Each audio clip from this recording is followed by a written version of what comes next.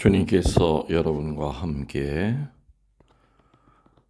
요한이 전한 거룩한 복음입니다. 20장 19절에서 31절까지입니다. 그날 곧 주간 첫날 저녁이 되자 제자들은 유다인들이 두려워 문을 모두 잠가 놓고 있었다.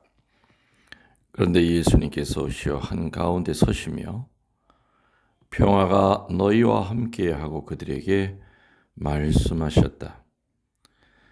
이렇게 말씀하시고 나서 당신의 두 손과 옆구리를 그들에게 보여주셨다.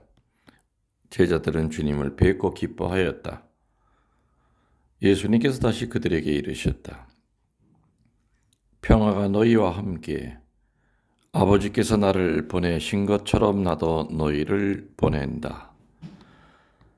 이렇게 이르시고 나서 그들에게 숨을 불어넣으며 말씀하셨다. 성령을 받아라. 너희가 누구의 죄든지 용서해 주면 그가 용서를 받을 것이고 그대로 두면 그대로 남을 것이다. 12 제자 가운데 하나로서 쌍둥이라고 불리는 토마스는 예수님께서 오셨을 때 그들과 함께 있지 않았다. 그래서 다른 제자들이 그에게 우리는 주님을 배웠어 하고 말하였다. 그러나 토마스는 그들에게 나는 그분의 손에 있는 못자국을 직접 보고 그 못자국에 내 손가락을 넣어보고 또 그분 옆구리에 내 손을 넣어보지 않고는 결코 믿지 못하겠소 하고 말하였다. 여드레 뒤에 제자들이 다시 집안에 모여 있었는데 토마스도 그들과 함께 있었다.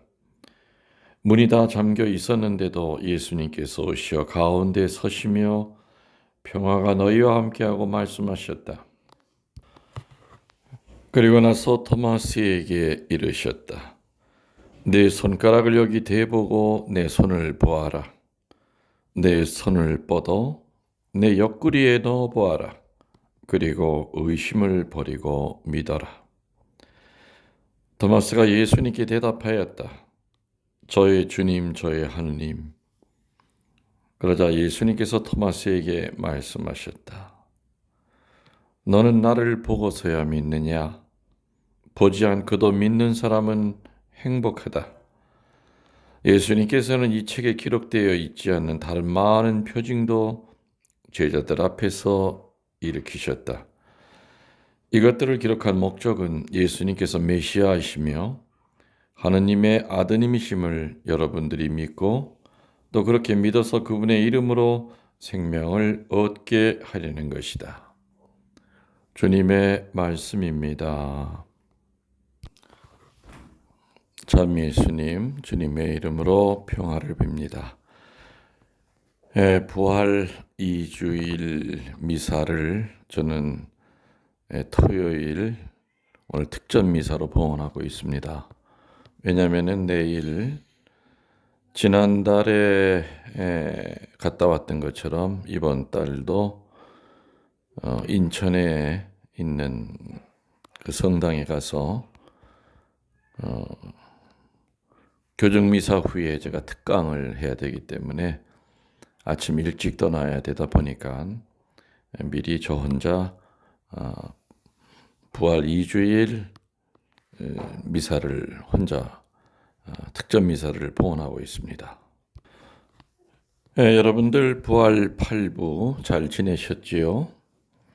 그리고 부활 8부의 복음은 뭐였습니까? 여러분들 기억나십니까?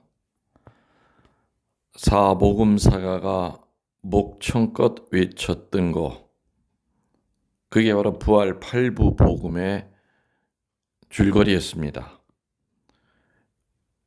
사가들이 목청껏 외쳤던 것은 예수님이 실제로 부활하셨다는 얘기입니다. 예수님의 부활을 이렇게 바라보는 시선이 몇 가지가 있습니다. 우리 교회 내에서도 첫 번째는 자유주의자들입니다. 극단적인 자유주의자들이다. 이 극단적인 자유주의자들은 주님 부활의 역사성을 인정하지 않습니다. 정말 주님이 부활했다고 하는 그것은 실제로 그런 일은 없는 것이다. 단지 그 부활의 의미, 부활의 현대적인 의미만을 목청껏 외치고 삽니다. 반대로 그런가 하면은 또 이 근본주의자들은 자유주의자들에 대항해서 주님의 부활만을 역설을 하다 보니 너무 강조하다 보니 주님의 부활의 현대적인 의미를 소홀히 하기가 쉽습니다. 그렇지만은 이 세 번째 복음주의자들은 영적으로 균형 감각이 있는 그런 올바른 신앙이들이죠. 이들은 부활의 실제성을 믿으면서 동시에 이 세상에 사는 다양한 현대인들에게 주는 부활의 메시지를 받아들여서 구체적으로 살아가는 사람들입니다. 그래서 우리는 극단적인 자유주의자들을 쫓아서도 안 되고요. 또 극단적인 근본주의자들을 쫓아서도 안 되고 균형 잡힌 복음주의적인 부활의 의미를 잘 깨닫고 살아야 됩니다. 부활 후 미사 때 저는 지금 그 얘기들을 종종 드렸습니다. 그래서 오늘 우리는 부활하신 주님을 만났던 사람들, 부활 8부 복음에 나왔던 여러 사람들을 통해서 현재 내 자신의 신앙의 주소를 확인해 봐야 될 것 같습니다. 부활하신 예수님이 어떤 사람들에게 나타나셨는가는 대단히 중요합니다. 그리고 그들에게 그 후에 어떤 변화가 있었는지는 더 중요합니다. 어떤 변화가 있었느냐 하는 그것은 오늘 강론 제일 마지막에 얘기를 드리겠습니다. 왜냐하면 예수님을 만났던 이 사람들이 바로 오늘날의 나일 수 있기 때문입니다. 우리들의 모습이기 때문입니다. 우리 공동체일 수 있고요. 우리 반일 수 있고 우리 가정일 수 있고 우리 레지오일 수가 있다 그 얘기입니다. 부활한 예수님을 만났던 사람들 성경에서 첫 번째로 막달라 마리아가 나옵니다. 마리아는 회개한 여인이고 열심과 충성이 뛰어난 여인이었습니다. 십자가 밑에서 끝까지 지켰고요. 무덤 주위를 떠나지 않았고 눈물로 예수님의 죽음을 애도했습니다.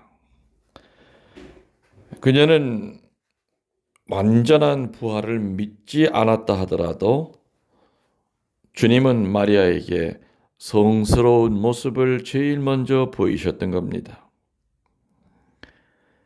열심과 충성을 가지고 예수님을 따르되 우리는 기쁘게 따라야 됩니다. 그렇지만 마리아는 눈물 때문에 예수님을 못 봤다고 그랬습니다. 자기 위주의 자기 본의의 그 눈물은 예수님을 못 보게 한다고 그랬지요. 그렇지만은 열심과 충성한 자들은 예수님을 늘 먼저 보게 되어 있습니다.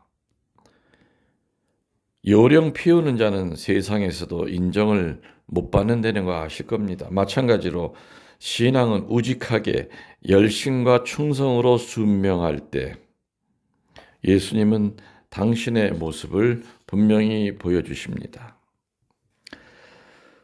두 번째로 예수님을 만났던 두 번째 사람들은 다락방에 숨어있는 제자들이 예수님을 만납니다. 그 제자들은 두려움과 공포에 떨고 있었습니다.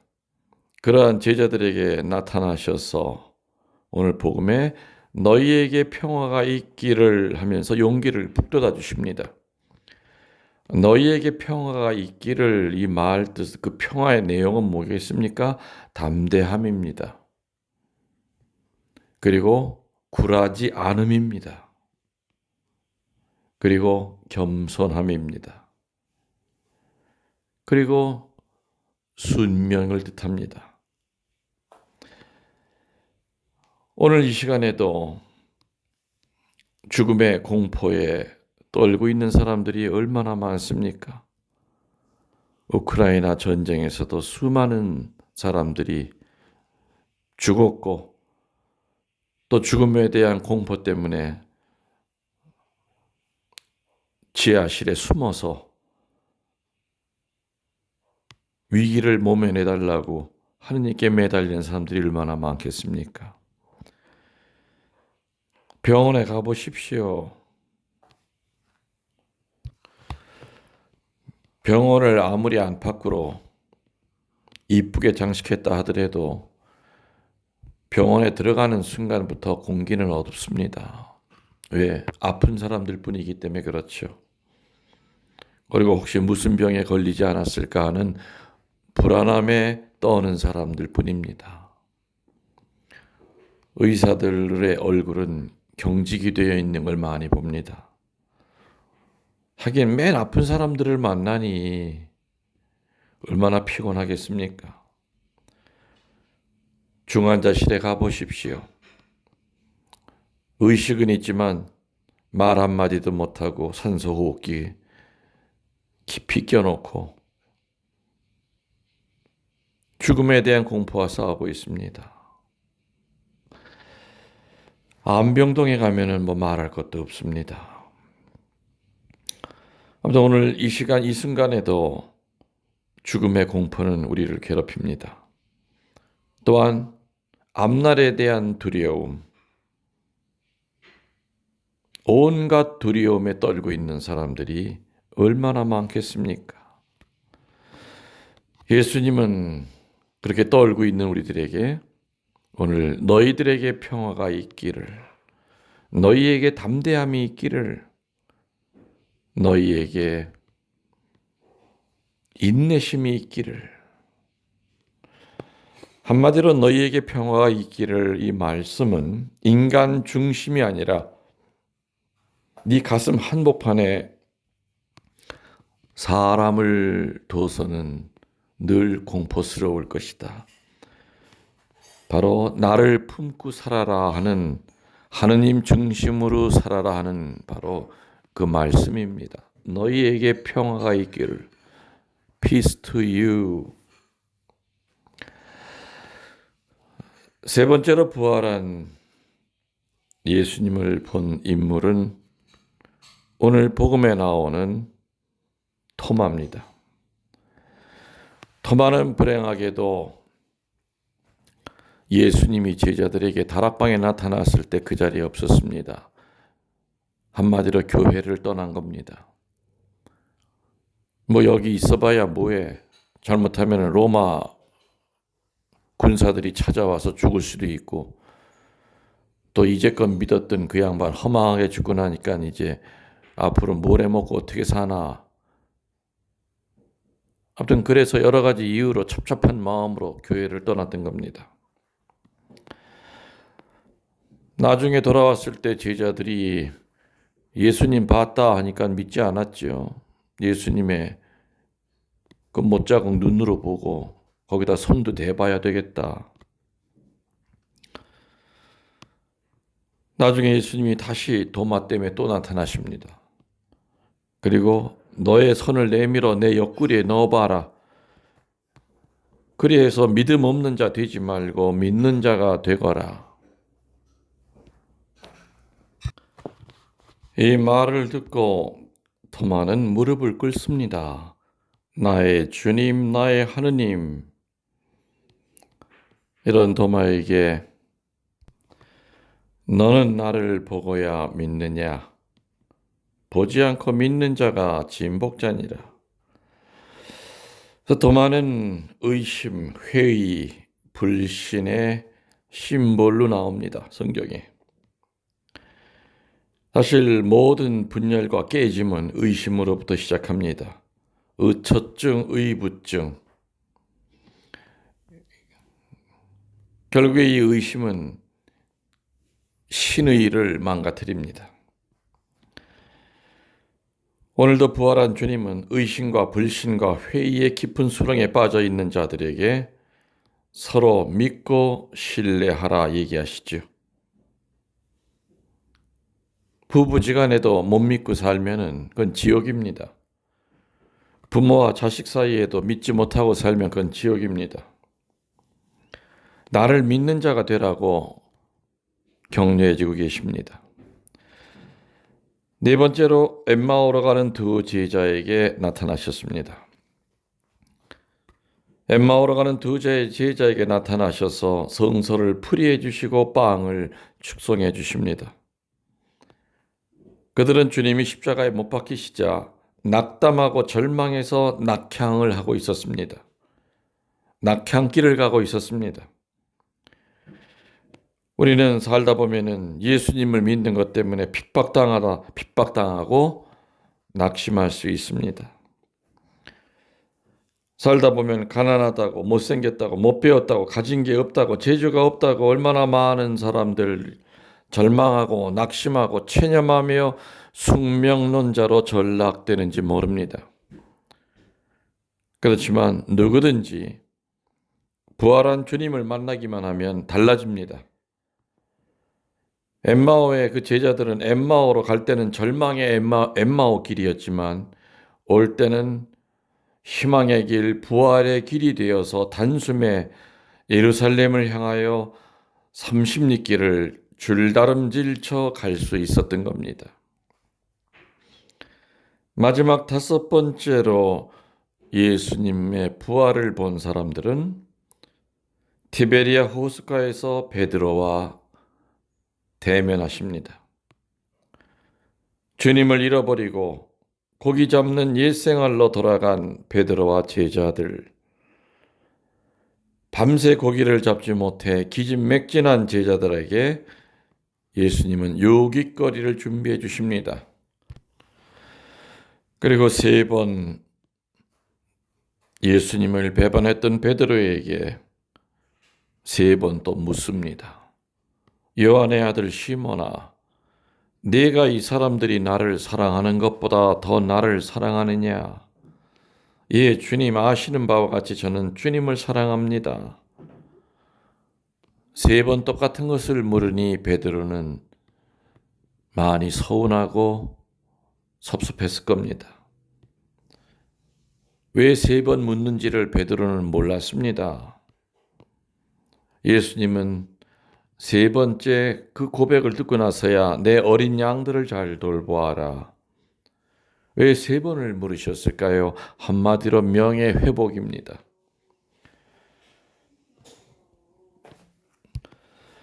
베드로는 예수님을 세 번 배반했던 전과자였습니다. 그래서 늘 부끄러움, 수치심 때문에 괴로워하고 있었습니다.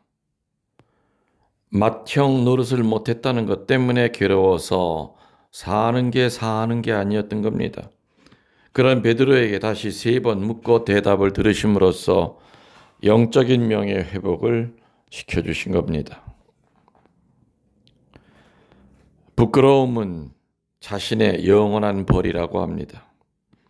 부끄러운 짓을 하면은 고개를 못 쳐들고 사는 게 아니지요.